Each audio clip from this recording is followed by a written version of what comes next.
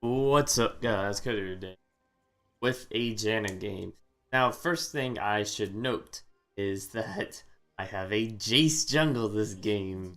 Isn't that just great? That's just what I wanted for my games. I would have dodged this game had I known it was going to be a Jayce jungle, but I didn't because I wasn't paying attention in champion select. I was just like, well, they chose Hecarim, so I'm not going Zyra because terrible matchup for Zyra because Hecarim can run through the team and kill you before you can do anything. So I was like, I'm just gonna play Janna. I was really tired from the day anyways, from idiotic people. And Janna's a nice champion that just sits back and nice passive lane phase. Really like sometimes when I want to just chill. So, this is gonna be with my series, my road to diamond thing or whatever I'm call it. So I'm gonna be kind of going over why I'm doing certain things, and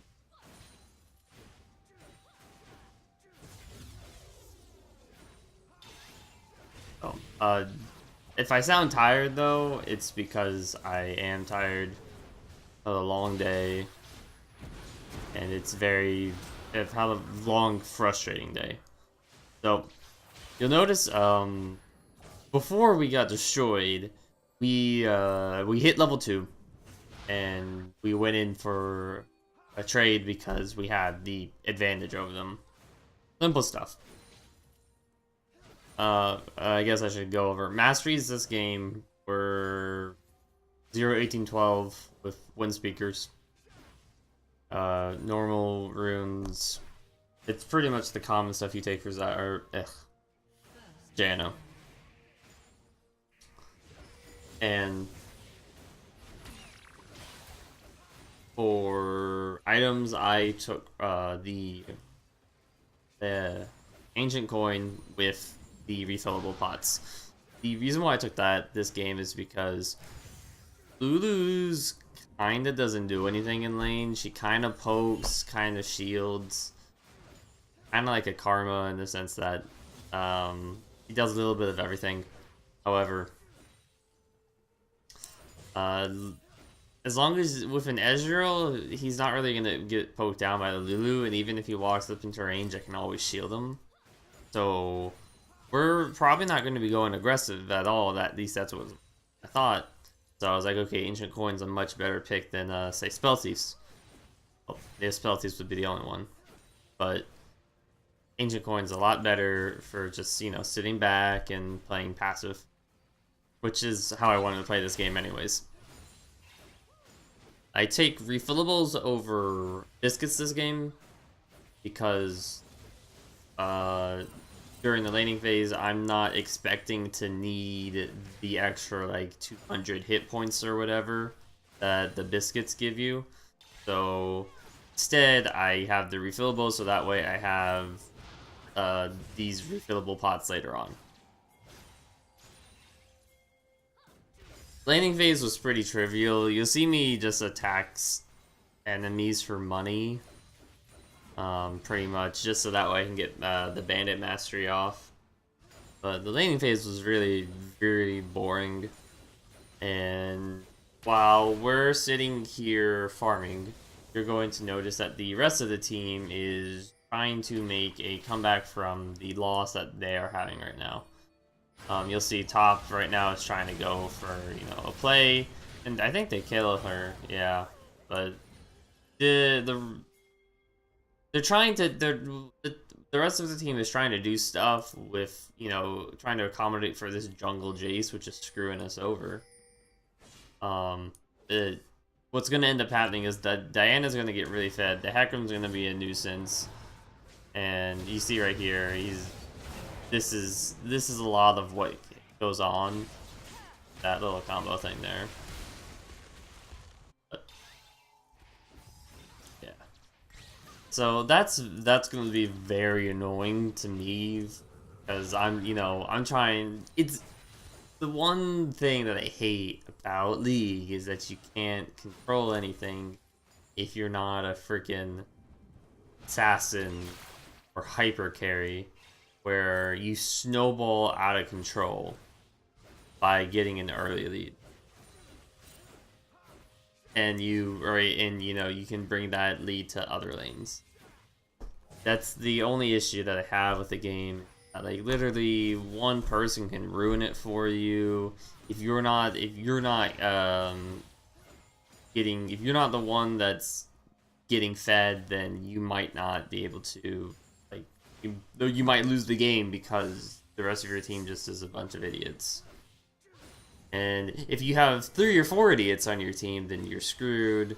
And if you have a trio queue on your team, you're stuck as a support, then you're more than likely screwed because the bot lane's going to have better communication, because more than likely the bot lane is going to be on comms. So yeah, that kind of sums up the past few well, yeah, this whole weekend I had. But so I'm just coming for a gank down here, and Poppy's gonna TP in. Really good, except Poppy didn't really need to be down here. I feel like the situation was under control as is.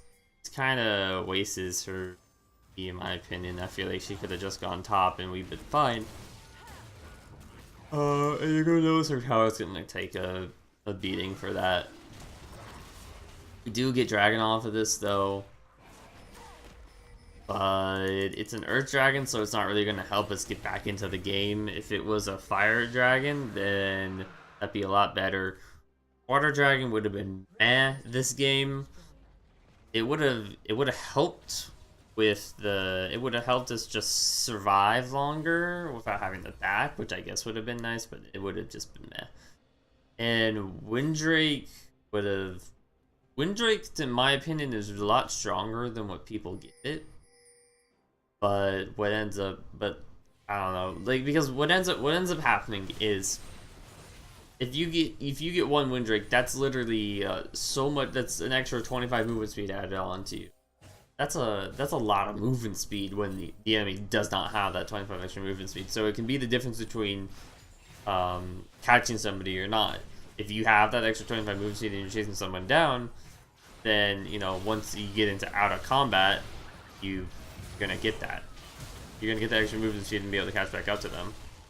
That's kind of screw up here. Honestly, I probably didn't have to, and we end up dying. But that's what I was saying about Windrake. Like I was saying, if you're chasing somebody, you can get that extra movement speed, and if you're being chased, if you can get out of combat for long enough, you can get that movement speed as well. So I feel like it's really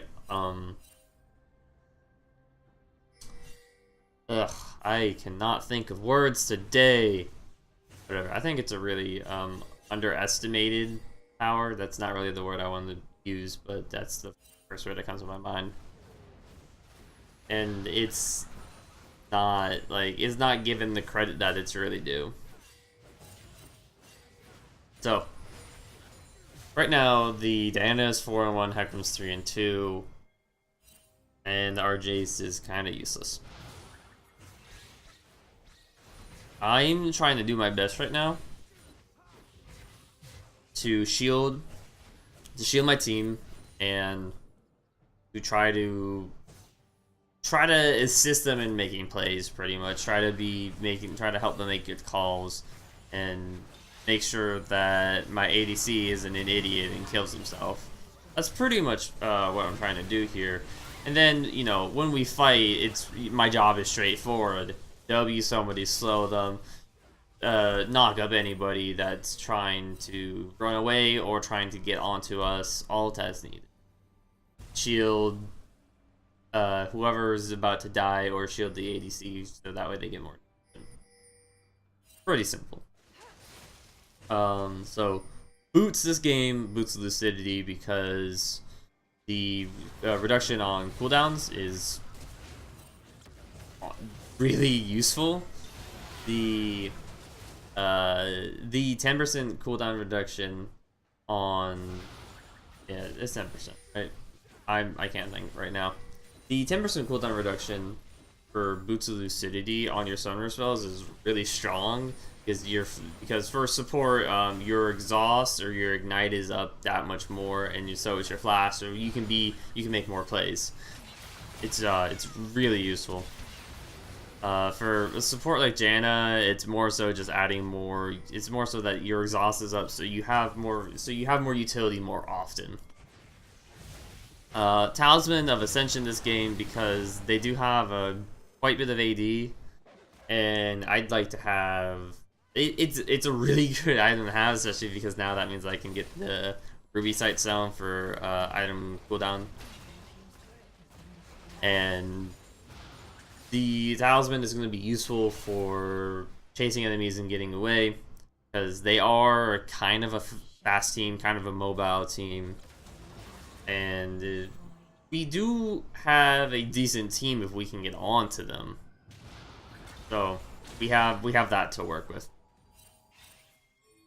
Ezreal not doing too bad this game.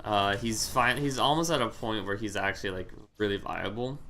He's got a decent amount of farm. But he's doing better than the Tristana right now, which is the key factor in his success.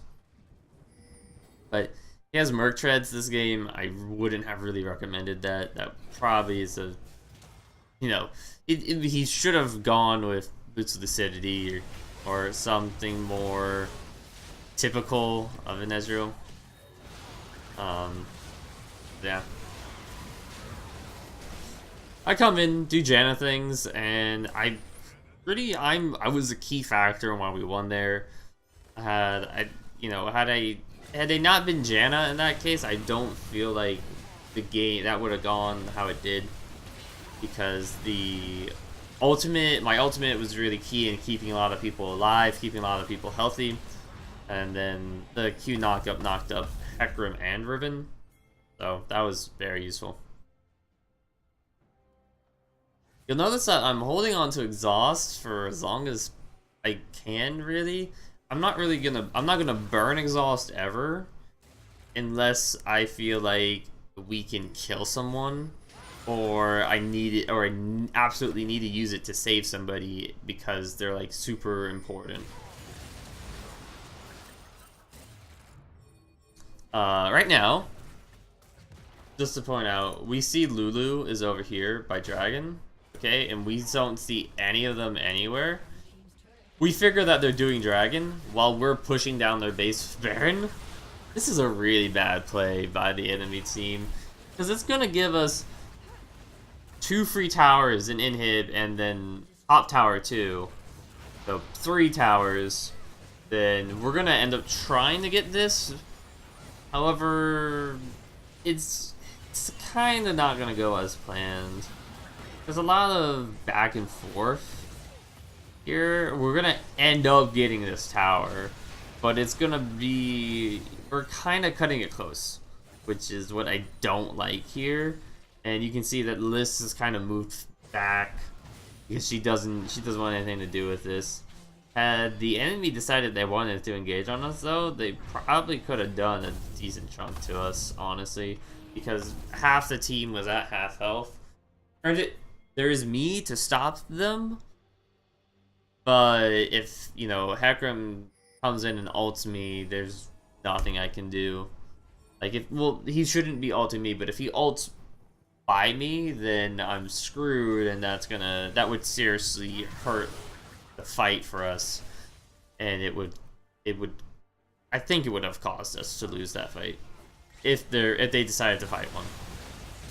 Hecarim goes in here, which is the dumbest thing ever, because he's trying to kill me. They're all trying to kill me, the support, and they go in without the rest of the team. The rest of his team knows that it's just a dumb idea. Try to fight that, and they were trying to kill me, which is the wrong person to be trying to kill. That's the that's the last person you should be dealing with in this case. So they kill me, and we kill 2 of them. So yeah, I'll take that. And that's honestly the nail in the coffin there. They had such a big lead, and they just gave it all away. I don't know what the hell is going on here. We stayed too long, but they take forever to kill Poppy, and then Hector's gonna go on a wild goose chase to try to find Ezreal or something. I don't know what he's doing. But yeah, they had such a big lead, but they threw it. They threw it at the point where they lost that team fight, which allowed us to go and get Baron, and then they decided that Fire Drake was more important than 4 towers and an inhib. So they could have gotten away with giving up Baron. Like, okay, you had a bad fight. That's you can recover from that. But what happened was they made a stupid call and went for Dragon, while they knew, you know, they all knew we had just gotten Baron, that we were pushing down mid. And instead of backing to stop us, they decided that they were going to take Dragon. That caused us to get such a huge lead and make such a comeback that it was they just gave us the win, pretty much. They gave away their entire lead and just put scales in our favor. So Poppy actually gets a good ult off here. It doesn't make a difference, quite honestly, because I think we can win the fight regardless of what happens now. But Poppy got a good ult and knocked away. I think she knocked away like Lulu, Tristana, or Riven. Two of those 3. And that was really key because it allowed us to chunk down Hecarim, which forced him to back off the fight, which then allowed us to continue in and take out other people on their team. This is actually going to be really interesting. I decided I was going to get out of here because I had no health. I probably could have came back because this frickin' Ezreal just goes off and kills everyone there, or is responsible for the deaths, really. That's going to be game. There's nothing the enemy team can do at this point, because now we're gonna go run and get Baron again, as it's the best thing to do at this point, because it's a lot of low ranked people would be like, oh no, we don't need Baron, we can just push, and it's always the dumbest thing to say, because it's like, are you sure? Because this would, you know, secure us the win. Why would we not do this? So, we get this dragon. It was like a 50-50 smite between the junglers, and neither of them got it. So, that was fortunate for us. However, they were going to lose the fight afterwards, regardless of what happened. And that would have secured us the win anyway. So regardless of if we even lost this fight, lost the Baron, it was over. They decided that they were going to try to get Dragon, which I had warded beforehand, so that way we would know if they were going there. Because if they did go there, then we can rush Baron a lot easier to take it. So really bad calls from whoever. I'm assuming Hecarim. Wanted to get Dragon. I'm assuming it was Hecarim making the calls to get Dragon. There was really bad calls on his part. Had they not made the calls to get Dragon, had they just focused more on Baron, this game would have been theirs. They could have won easily had they just made more of an effort to stop us from getting Baron, to make sure that they had more vision at Baron, to make sure that they had more pressure around Baron, and to make sure we didn't get a lot of towers and an inhib off of that Baron that we got. Then this could have been a complete. I'm happy we won too, because thinking we were gonna lose. Thank you all for watching. Hope you enjoyed. Like and subscribe if you did. And see you on the next one.